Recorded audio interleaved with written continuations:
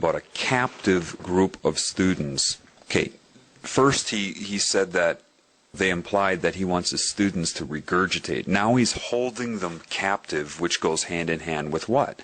Terrorism, hostages. He's subconsciously painting this professor to be what? A terrorist. So not only have they discredited him, but people are already getting in their minds that with this neuro-linguistic programming, now you understand what neuro-linguistic programming is. Neural, brain, linguistic, speech, programming the brain with speech via the subconscious.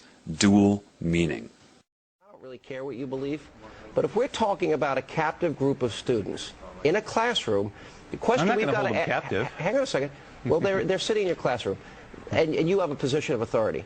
I'm wondering, the question is whether or not you're the most competent to teach them. And most people think you're a nut. Now, this one should be obvious. Isn't he a person that's in a position of authority? And isn't he about as incompetent as you can get as far as love and honesty and caring about other life forms?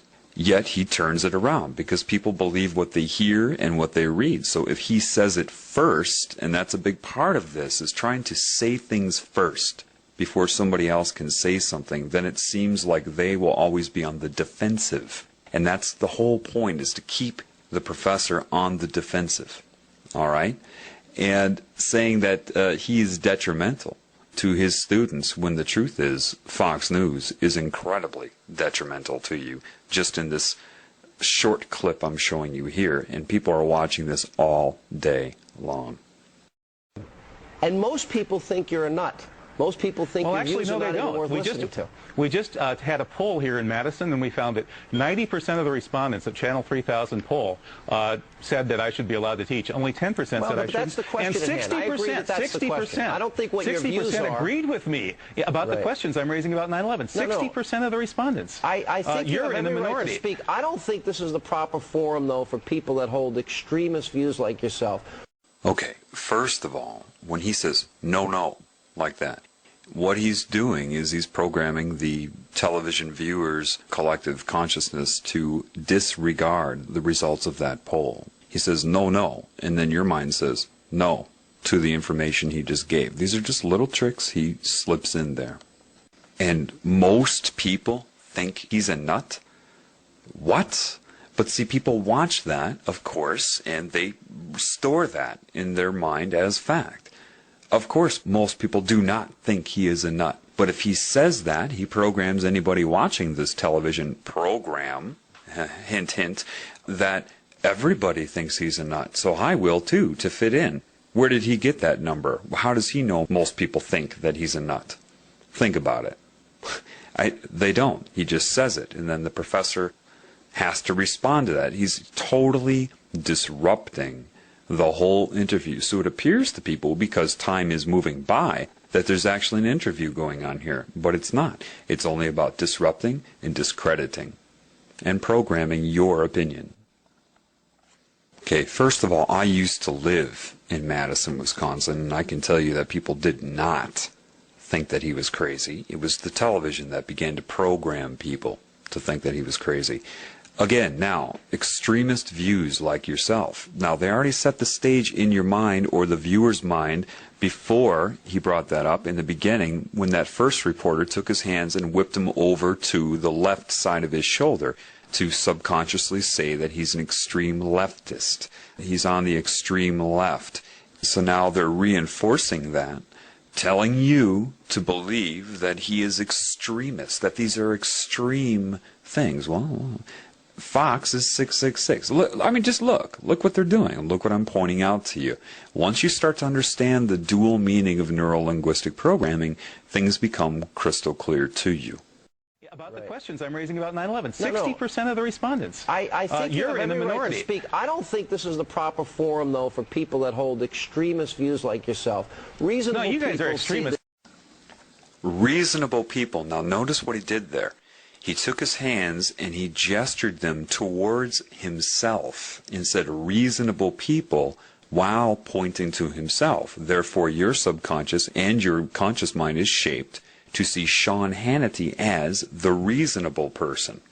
They're always using gestures against you in coordination with dual meaning in things they say and direct meaning. So again, reasonable people, all he has to do is point to himself, and that's a subtle, nonverbal gesture to make you associate being reasonable with Sean Hannity's point of view.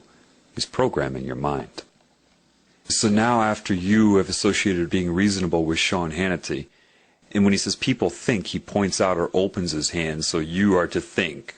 See, reasonable people, he points to himself and then opens it up to you, think, you shouldn't be allowed to teach this class. We can do a better job.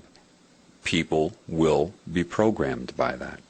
Reasonable no, you guys are extremists. Fox News is the biggest bunch of extremists on the planet. But reasonable people see you as an extremist, and I don't think you're the most appropriate guy to teach that class. My guess I don't think you're the most appropriate guy to be on the airwaves spewing your venom. And the professor got it right. You can see the look on his face. He says, spewing your venom. That's exactly what he's doing. The problem is that you can't get all of this out in an interview. For example, say I was on an interview like this. They would be doing all the same things to me. All I would be doing is calling attention to everything he's doing, and then he would sit there and argue with me. Nothing would ever get discussed. This is how they take advantage of people. Look how long it's taken me. Do you know this clip is only like 2 minutes long, normally? But just to describe 2 very short minutes of media to you, look how long this is taking. That's the problem. That's why I haven't done it before, because I can sit here and explain it to you, but you need to open up your eyes so you can see it for yourself, because it all happens way too quickly. If you try to explain something that happens in a 3-second period, if you're not educated on that, if you're not aware of it, it will go by way too fast before you can bring somebody up to speed to understand what's going on. This is why I had to break it down for you, but I still can't do this with everything I see, because this is everywhere. This is common. This is always going on. And it just, you need to educate yourself, but you need to become aware. Again, dual meaning, neuro-linguistic programming, gesturing, association of concepts and beliefs to link them, anchor them in your mind, to misdirect your perception, your beliefs, and your ability to perceive reality in general. Class, my guess I don't think you're the most appropriate guy to be on the airwaves spewing your venom throughout this country. I think you guys should be taken off the airwaves because you are the guys who are... We don't want to silence anybody. You teach and we'll do Hannity and Combs. Thank you, Professor. Coming up, we'll have a... We don't want to silence anybody. That's exactly what they have just done. Though you heard a lot of speaking going on, nothing was able to get out into the open. They completely took control of this poor man.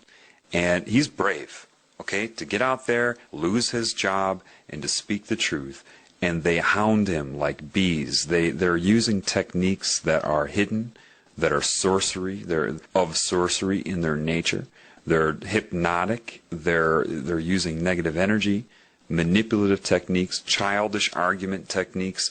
And so you've seen a lot of talking, but nothing got out into the open. And you see how nervous they made him. Why? Because he had to keep dealing with their techniques, and he couldn't express the truth. And this is how anybody who tries to get on the media to speak the truth is manipulated, and that's why most don't even bother. They don't bother because they would just get into an argument. I mean, what's the point? The expert that I've seen at this is Stephen Colbert. He was one of the biggest disinformation agents out there. He'll get somebody in for an interview and just completely distract, disrupt, discredit, and there is no interview. That's what I call Stephen Colbert's interviews. They're not interviews. They're Stephen Colbert using techniques to distract and discombobulate, basically.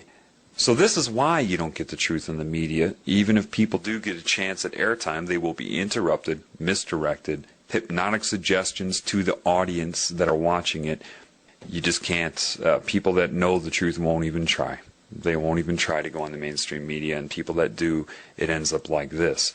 So until that is addressed, then nothing will ever be told on mainstream media. But what you can learn from this, don't watch TV.